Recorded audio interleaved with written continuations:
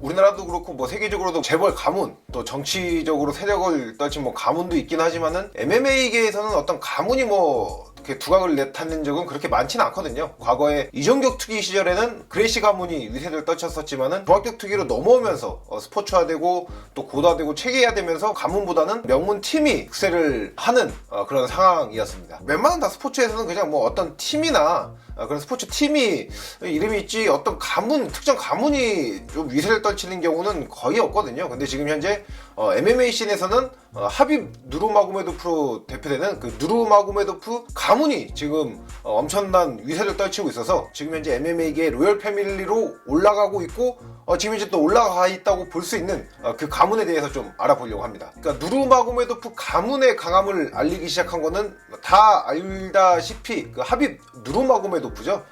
지금이야 뭐 현재는 UFC 내에 또 더 나아가서 세계적으로 MMA 씬에서 러시아 선수, 러시아 출신의 파이터들이 위세를 떨치고 있는데 하빕이 UFC에 들어갈 때만 하더라도 UFC 최초로 계약한 러시아 선수였습니다. 굉장히 의외인 점이죠. 그렇게 되면서 UFC 최초로 계약한 그 러시아 선수인 하빕이 또 승승장구하게 되죠. 또 그냥 연승만 쌓는 게 아니라 경기 내 퍼포먼스가 너무나 엽기적이었기 때문에 팬과 관계자 또 선수들까지 얘는 도대체 어디서 훈련을 해왔고 지금도 어떤 훈련을 하고 있는데 이렇게 센 거야? 이렇게 궁금증을 가지기 시작했죠. 그러면서 이제 하빕의 뭐 훈련 시스템 배경에 대한 그 질문, 궁금증을 가지다 보니까 거기서 이제 등장을 했던 게 하빕의 뒤에는 하빕의 아버지인 압둘마납 누르마고메도프가 있다는 게 알려졌죠. 압둘마납 같은 경우에는 하빕이 정말 걸음마를 떼기 시작할 때부터 그때부터 계속 훈련을 시켜왔고 하빕뿐만 아니라 그 지역의 여러 선수들을 계속해서 지금까지 지도해 왔고 지금도 하고 있음이 알려지면서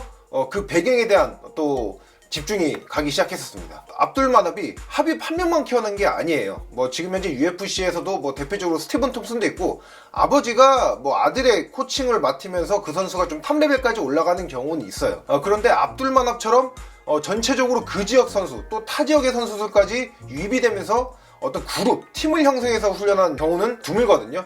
그렇기 때문에 그 압둘마납의 어떤 훈련 시스템 또 누르마고메도프 가문이 또 많은 주목을 받고 있는 거고요. 하지만 20년 7월에 압둘마납이 코로나 합병증으로 이제 사망을 하게 됩니다. 그 충격이 아무래도 있었겠죠. 그러면서 이제 하빕도 3개월 뒤인 20년 10월에 저스틴 게이츠와의 경기를 마지막으로 은퇴를 선언하게 되고요. 하지만 은퇴를 선언한 이후에 아버지의 뒤를 이어서 본인이 코치 활동을 하기 시작합니다. 그때도 하빕의 코칭이 꽤 괜찮다는 말이 많았었거든요. 근데 실제로 이제 그 코칭에 물이 오른 게 바로 작년이죠.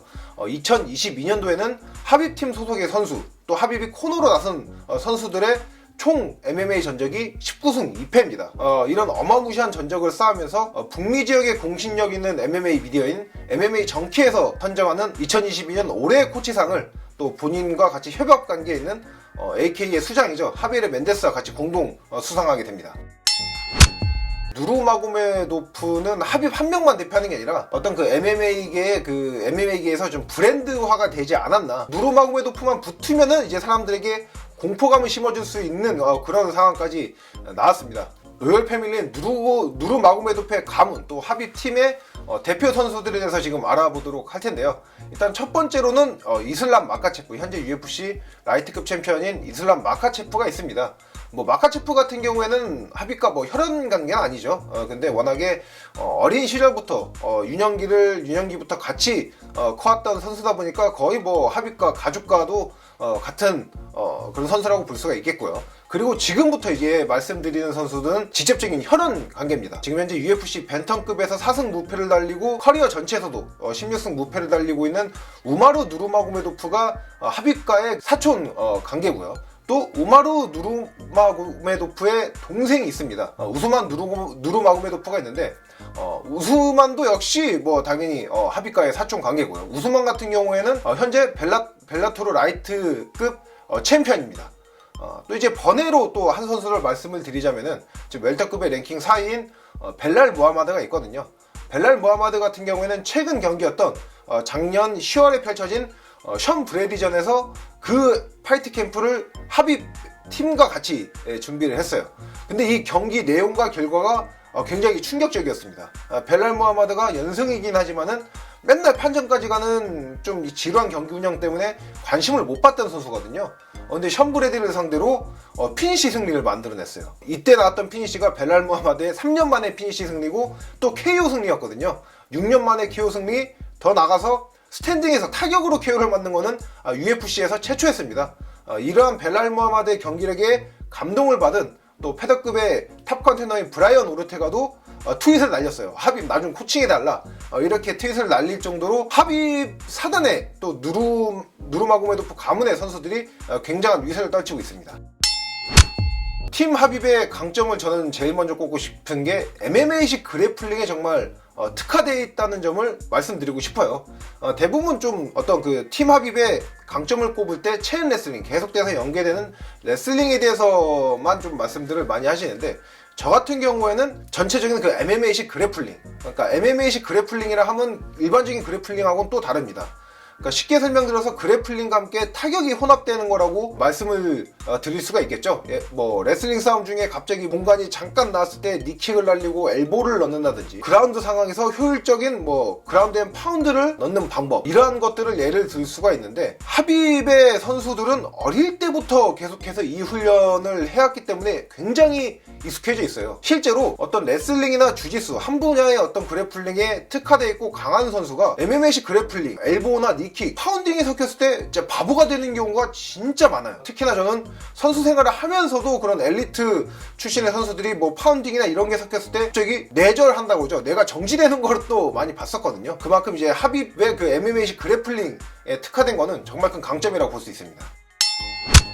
팀 하빕은 직접적인 혈연 관계도 있고요. 그리고 워낙 어릴 때부터 가족보다 더 가까이 지냈기 때문에 그 유대 관계나 서로에 대한 믿음은 정말 엄청납니다. MMA 같은 경우에는 팀이적을 뭐 자기 의사대로 마음대로 할 수 있기 때문에 불협화음을 일으키면서 안 좋게 헤어지는 경우도 많잖아요. 팀 하빕 같은 경우에는 지금 아예 뭐 가족과도 같은, 어떻게 보면 가족보다 더 끈끈한 관계이기 때문에 선수와 코치들 간의 유대 관계 또한 빼놓을 수 없는 장점이죠.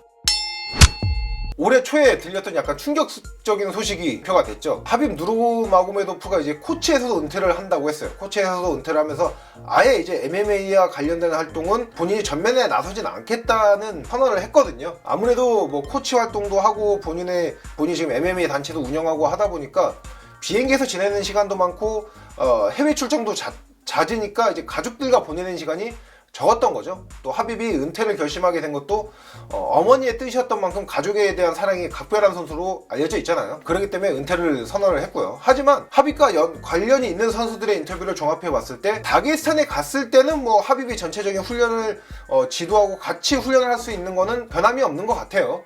그렇기 때문에 크게 영향은 없을 것 같아요. 특히나 앞서도 말씀드렸던 그 AK의 수장인 하베르 멘데스는 어쨌든 간에 계속해서 그 선수들의 코너에 나서게 될 거니까요. 그렇기 때문에 선수들의 퍼포먼스에는 또 그렇게 큰 영향은 미치진 않을 거라고 생각이 됩니다.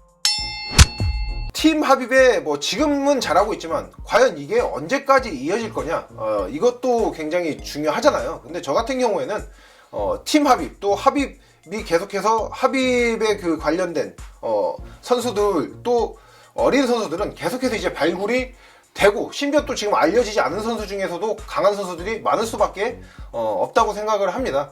특히나 어떠한 스포츠, 다양한 스포츠 종목에서 그 해당 스포츠 종목을 강화하기 위해서 가장 먼저 시도하는 게 강력한 유소년 시스템의 구축이잖아요. 근데 하빕 같은 경우에는 이미 지금 유소년 시스템이 구축이 되는 상태입니다. 본인도 그런 유소년 시스템에서 자라나는 선수고, 또 본인이 그걸에서 계속해서 개선을 해 나가고 있을 테니까요. 그렇기 때문에 뭐 제2, 제3의 하빕과 뭐 마카체프는 끊임없이 화수분처럼 계속해서 나오게 될 겁니다. 누르마고메도프의 가문의 영광은 계속해서 될 거고, 또 이게 어쨌든 간에 선수들은 계속 더 쌓여갈 거거든요. 그러니까 20년, 30년이 지났을 때 이 가문은 더 위대하게 평가를 받을 것 같다고 생각을 합니다. 그리고 또 이제 누르마고메도프 가문이 또 강할 수 있었던 이유 중 하나가 다게스탄의 지역적 특성이 있잖아요. 과거 컨텐츠에서 또 다게스탄 지역 선수들이 강할 수밖에 없는 이유에 대해서 또 말씀을 드린 게 있으니까 그걸 또 참고해서 보시면 또 좋을 것 같습니다. 렛츠 댄스!